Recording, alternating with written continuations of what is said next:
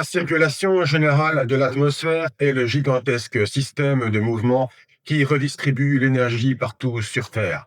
C'est un mécanisme naturel indispensable et la réponse dynamique de l'atmosphère au déséquilibre radiatif entre l'équateur et les pôles.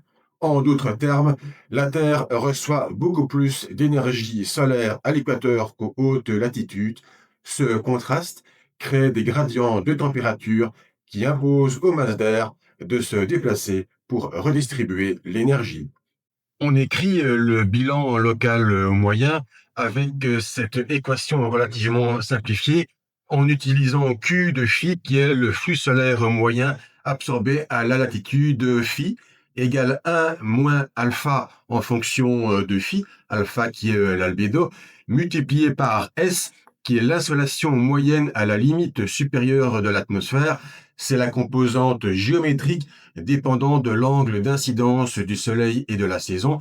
Rappelons que l'albédo est le pouvoir réfléchissant d'une surface, c'est-à-dire le rapport du flux d'énergie lumineuse réfléchie au flux d'énergie lumineuse incidente.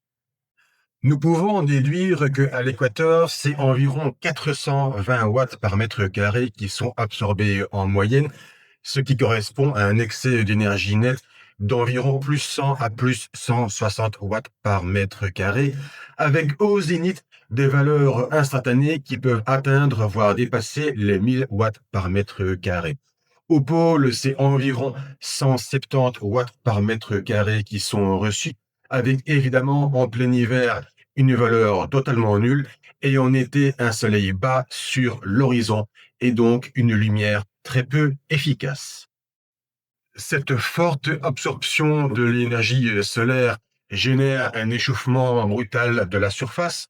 Or, de l'air chaud peut contenir plus d'humidité et donc générer une convection profonde et former la zone de convergence intertropicale et mettre en route ainsi la cellule de Hadley. Tout commence donc ici, dans la bande chaude et humide, où l'air s'élève en continu, alimenté par les flux maritimes convergents. La circulation générale sert alors de tapis roulant énergétique qui transfère la chaleur vers les pôles sous trois formes.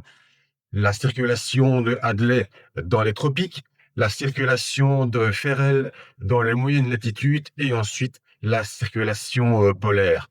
En intégrant les équations de la dynamique des fluides comme la force de Coriolis, chaque cellule répond à une logique dynamique différente. Leur combinaison forme les alizés dans les tropiques, les vents d'ouest dans les moyennes latitudes et les vents d'est polaires.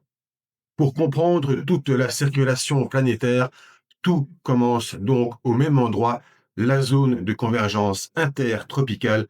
C'est le véritable cœur battant de l'atmosphère.